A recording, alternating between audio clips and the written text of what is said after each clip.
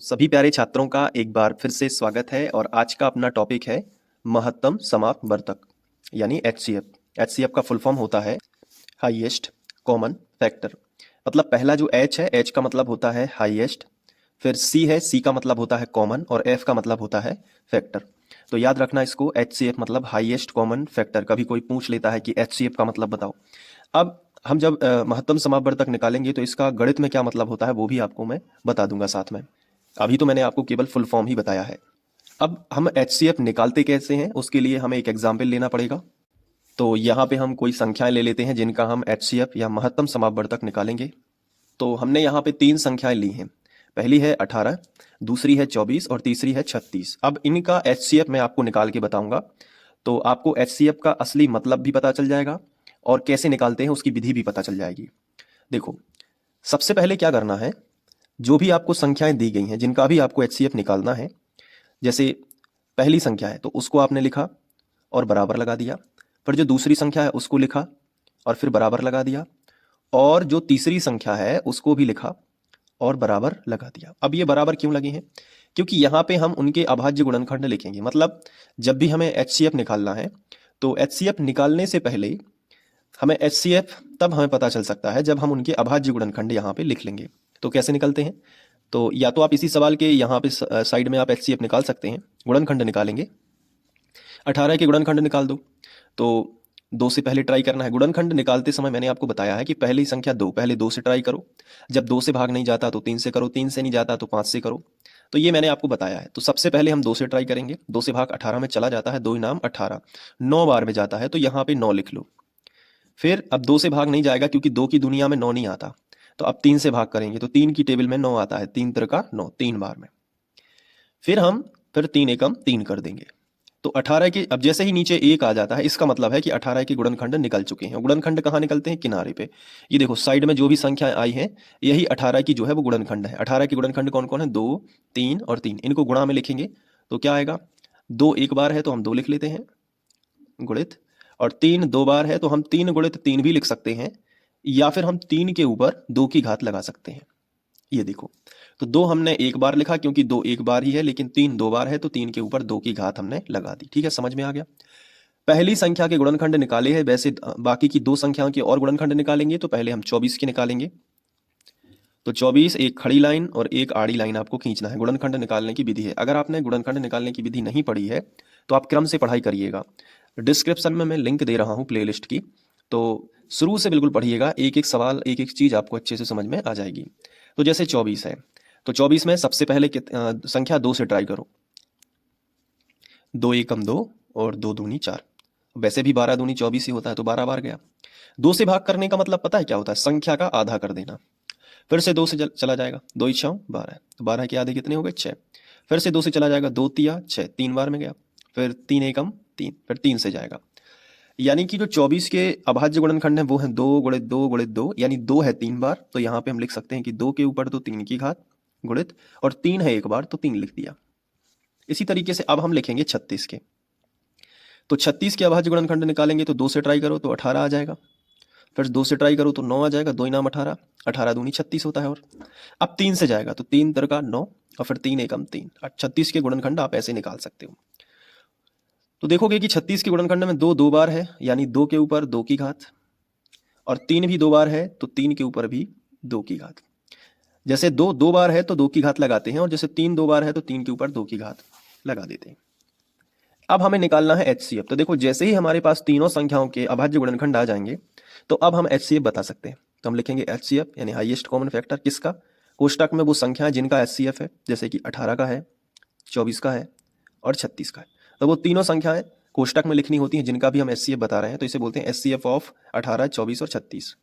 ठीक है, तो एचसीएफ कैसे पता कर सकते हैं? एचसीएफ होता है उभयनिष्ठ गुणनखंड की सबसे छोटी घात। क्या होता है ये याद रखना। उभयनिष्ठ जो मैं लिख रहा हूं ना, इसको आप बिल्कुल याद रख लो। एचसीएफ के केस में उभयनिष्ठ गुणनखंड की सबसे छोटी घात, सबसे छोटी घात। अब आप सोच रहे होंगे कैसे सर उभयनिष्ठ गुणनखंड क्या होगा? देखो मैं बता देता हूं। इन तीनों में आपको ये देखना है कि उभयनिष्ठ क्या है। इन तीनों में मतलब 18 के गुणनखंड में, 24 के गुणनखंड में और 36 के गुणनखंड में ऐसा क्या है जो तीनों में हो? तो आप कहोगे कि 2 गुणित 3 तीनों में है। फिर अलग अलग पावर लगी हैं, लेकिन अलग अलग घातें लगी हैं, ये मैं मान सकता हूं, लेकिन 2 गुणित 3 तो तीनों के पास है ना। यानी कि इनमें जो उभयनिष्ठ है गुणनखंड वो है 2 और गुणित 3 जो तीनों में है। अब उभयनिष्ठ गुणनखंड की हमें सबसे छोटी घातों को लिखना है, तो 2 की सबसे छोटी घात क्या है? 2 ही है, उससे छोटा तो कोई हो नहीं सकता, तो 2 लिख लिया। 3 की सबसे छोटी घात, सबसे ऊंची घात तो 3 के ऊपर 2 की है, लेकिन सबसे छोटी घात ये देखो ये 3 है, तो 3 को लिख लिया। कहीं भी हो, सबसे छोटी घात कहीं भी हो, सबसे छोटी घात तीनों में से कहीं भी हो, तो ये हो गया 2 गुणित 3। 3 दूनी कितना हो गया? 6। यानी HCF कितना आया? 6। तो HCF कैसे निकाल सकते हैं? सबसे पहले आपको क्या करना है कि इन तीनों में देखना है कि उभयनिष्ठ क्या है इन तीनों में। तो आपने कहा कि देखो 2 गुणित 3 यहां भी है, 2 गुणित 3 यहां भी लिखा है, 2 गुणित 3 यहां भी है, तो उभयनिष्ठ गुणनखंड है 2 गुणित 3। अब इसके भी सबसे छोटी घातों को लिखना है, तो 2 से पूछा सबसे छोटी घात, तो 2 की सबसे ऊंची घात 3 की है, सबसे उससे कम 2 की है और सबसे कम है 2, तो 2 की सबसे कम वाली घात लिखना है, वो क्या है? 2 गुणित। अब तीनों में देखो 3 की सबसे ऊंची घात 2 की ये है और 2 की है, लेकिन उससे सबसे कम क्या है? 3 की घात, तो यहाँ पे 3 लिख लिया और 3 दूनी कितना हो गया? 6। तो ये है उभयनिष्ठ गुणनखंड की सबसे छोटी घात, कितना हो गया? 6। और यही अपना HCF आ जाएगा। अब एक सवाल और करते हैं तो और आपको क्लियर हो जाएगा। जैसे अब मैं यहाँ पे एग्जाम्पल लेता हूँ 18 और 45, इसका हमें HCF निकालना है। अगर आप पे बनेगा तो आप ट्राई कर सकते हैं, वीडियो को रोक के खुद से प्रैक्टिस करने की कोशिश कीजिए, और अगर अभी भी डाउट है तो थोड़ा सा और समझ लीजिए। देखो, सबसे पहले 18 लिखोगे, बराबर का चिन्ह लगा लोगे, फिर क्या लिखोगे? 45 और बराबर का चिन्ह लगा लोगे। 18 के अभाज्य गुणनखंड कैसे निकालोगे? आप यहाँ पे लिख लीजिएगा। इसके गुणनखंड निकालोगे, सबसे पहले 2 से भाग दोगे, 2 इनाम 18, फिर 3 से दोगे, 3 तिरका 9, फिर 3 से दोगे तो 3 एकम 3, यानी कि 2 गुणित 3 गुणित 3, यानी कि 2 गुणित 3 के ऊपर 2 की घात, क्योंकि 3 कितने बार है? 2 बार है, तो ऐसे लिख सकते हो। फिर 45 के निकाल दो, तो 45 के कैसे लिखोगे? 3 से भाग जाएगा इसमें, क्योंकि 2 से नहीं जाएगा, इकाई अंक 5 है, तो 3 और 5 से जा सकता है, तो 3 एकम 3, 4 में से 3 चलेगा, कितने बचे? 1, कितना हो गया? 15, 3 5 15। फिर 3 से दे दो, 3 5 15, फिर 5 से दे दो, 5 एकम 5, एक बार गया, तो 45 के गुणनखंड है 3 गुणित 3 गुणित 5, तो यहाँ पे लिख लो 3 गुणित 3 गुणित 5। इसको ऐसे लिख लो, 3 है 2 बार, तो 3 के ऊपर 2 की घात और गुणित कितना? 5। अब आपको क्या करना है? ये है 18 के गुणनखंड और ये है 45 के गुणनखंड। अब इसमें आपको क्या करना है? HCF निकालना है, तो आप लिखोगे HCF ऑफ किसका? 18 और 45 का। तो HCF क्या होता है कि उभयनिष्ठ दोनों में होनी चाहिए, ऐसी संख्या जो दोनों में हो। तो देखो 2 यहाँ पे है, लेकिन 2 यहाँ पे नहीं है, 3 यहाँ पे है, 3 यहाँ पे भी है, तो दोनों में उभयनिष्ठ संख्या क्या है? 3। तो पहले संख्या लिखो जो दोनों में उभयनिष्ठ हो, अब उसकी सबसे छोटी घात, तो यहाँ 3 के ऊपर 2 की है, यहाँ 3 के ऊपर 2 की है, मतलब 3 के ऊपर 2 की घात से छोटी घात नहीं है यहाँ पे, तो यही हो जाएगी छोटी घात। तो अब क्या करोगे? 3 के ऊपर 2 की घात है, यानी कि 3 गुणित 3 है ये, तो 3 तिरका 9, तो HCF 18 और 45 का क्या होगा? 9। अब 9 वो बड़ी से बड़ी संख्या है जो 18 और 45 में पूरी पूरी भाग कर सकती है, तो हाईएस्ट कॉमन फैक्टर है ये, ध्यान रखना। इसे हाईएस्ट क्यों बोलते हैं? क्योंकि 9 से बड़ी ऐसी कोई संख्या नहीं है जो 18 और 45 दोनों से विभाजित हो, दोनों 18 और 45 से दोनों को विभाजित कर सके, तो 9 सबसे बड़ी है, तो इसलिए हाईएस्ट कॉमन फैक्टर है। इसी तरीके से यहाँ पे देखिएगा जो 6 आया था, ये 18, 24 और 36 तीनों का हाईएस्ट कॉमन फैक्टर क्या है? 6 है। मतलब 6 वो बड़ी से बड़ी संख्या है जो 18 को, 24 को और 36 को तीनों को विभाजित कर सकती है। 6 से बड़ी ऐसी कोई संख्या नहीं है। जैसे अगर आप 9 भी मान लो, तो 9 से 18 तो विभाजित हो जाएगा, लेकिन 24 नहीं होगा, 36 भी हो जाएगा, लेकिन 24 नहीं होगा पूरी बार, है ना, क्योंकि 9 की टेबल में 24 नहीं आता, 18 आता है और 36 आता है।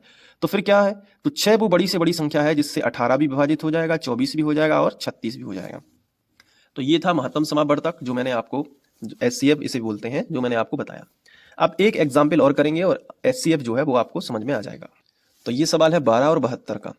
अब अगर आपको लग रहा है कि मैं कर लूंगा, तो आप वीडियो को पॉज करके इसको एक बार करिएगा, और मैं इसको करा रहा हूँ। सबसे पहले 12 लिख के बराबर लगा दीजिएगा और 72 लिख के बराबर लगा दीजिएगा। अब 12 के गुणनखंड निकालेंगे तो वो तो बहुत सरल है, 2 से भाग करेंगे तो 6 बार जाएगा, 2 6 12, फिर 2 से करेंगे तो 2 तिया 6, फिर 3 से करेंगे तो 3 1 कम 3, यानी 2 गुणित 2 गुणित 3। तो इस 12 को लिख सकते हैं 2 गुणित 2 गुणित 3, या फिर इसको लिख सकते हैं 2 2 बार है ना, तो 2 के ऊपर 2 की घात और गुणित कितना आ जाएगा 3। इसी तरीके से 72 को लिखिएगा, तो 72 को हम लिखेंगे 2 तिया 6, बचा 1, हो गया 12, 2 6 12, फिर 2 से करेंगे 18, फिर 2 से करेंगे तो 9, फिर 3 से करेंगे तो 3, फिर 3 से करेंगे तो 1, यानी 2 गुणित 2 गुणित 2, 2 गुणित 2 गुणित 2 गुणित 3 गुणित 3, यानी कि 2 के ऊपर कितने की घात आ जाएगी 3 की घात, गुणित 3 के ऊपर कितने की आ जाएगी 2 की घात, क्योंकि ये 3 बार है और ये 2 बार है।